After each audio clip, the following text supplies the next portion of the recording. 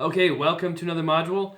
Moving along, getting here close to the end. I know we've gone over a lot of information, a lot of stuff's included, so don't feel like you've got to learn everything at once, learn everything as you go through it the first time. Go back through these, um, revisit them. As long as you learn something the first time around, that's a bonus. You're making progress. Go back, learn something new, go back. You know, you're not going to pick up every single thing your first time around.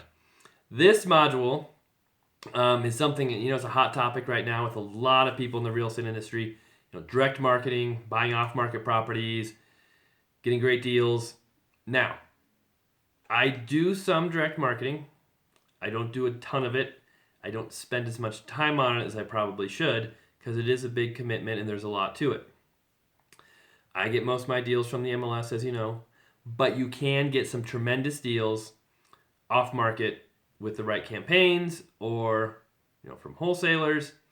It's not impossible. It's not this incredibly difficult thing to do. It just takes time, systems, just like any business, most anything you're doing.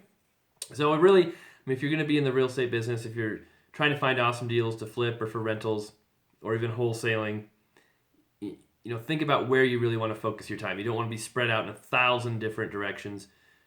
Obviously you can do a few things at once, but think about if it's worth it doing direct marketing. Maybe it is, maybe it's not. And what kind of deals you can get from MLS, if you're an agent or not. Many things to consider. So, what are the different types of direct marketing, finding off market sellers? Direct mail is the number one, probably. We do that. We send letters to pre-foreclosures. We send letters to absentee owners who live out of state. We send letters to people who have inherited properties. There's many different ways to get those lists. I'll go through that throughout this module. The letters, there's many different ways to do that. You can do postcards, you can do yellow letters, you can do regular letters, you can do door hangers if you really want. All types of different ways to do it. There's really no best way to do things because different people use different marketing in different areas. So there may be two people sending the exact same postcard in your area. Maybe two people send the same type of letter. So the best way to learn what works the best is to experiment and keep track of your numbers. It's all about the numbers, what percentage of people respond, how much it costs you. All of that stuff should be tracked. You should have systems that are set up so that you can see what percentage call in, what percentage you contact, what percentage you possibly can make a deal with, so you know how effective your campaign is, if it's worth it, or if you're trying out different things like postcards, letters, which one works better. You don't want to just be winging it. I mentioned winging it in the last module for starting a business, but when you get your businesses built and you're trying to experiment with different things, you really want numbers. You want those numbers to tell you if what you're changing is working or not. So, like I said, we send out letters. We used to send postcards out. We recently are experimenting with more of a letters, seeing, if those work better. Basically what they say is, hey, I'm a real estate agent, but I'm also an investor. I buy a lot of houses in the area. Love to talk to you about possibly purchasing your home, or if that doesn't work, we could even list it for you. We can give you two different options, what it would sell for on the MLS and what I would buy it for. Now, many people won't use this approach because, honestly, it won't get you as many deals because I'm giving people what the house will be worth on MLS, which is probably going to be a lot more than I'll pay for it. There are some people who don't want to list their house in the MLS. I mean, it's a mess. They just want to get rid of it fast. There's obvious reasons why they don't want to put on the MLS, and that's where we've bought some of our houses from in this, and we've also listed many houses as well when they did want to put them on the MLS. Many people will not give the option of what it's worth on MLS. They just won't do it. Me, I feel better about myself doing that. I feel like I'm not trying to deceive anybody or rip anybody off.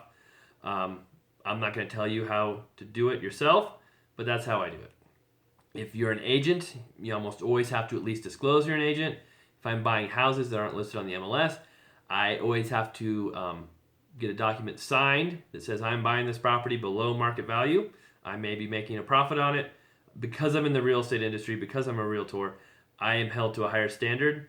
And if I do not tell the potential seller this, it could be thought I'm taking advantage of them. I'm using my superior knowledge and experience to trick them into selling their house to me for really cheap.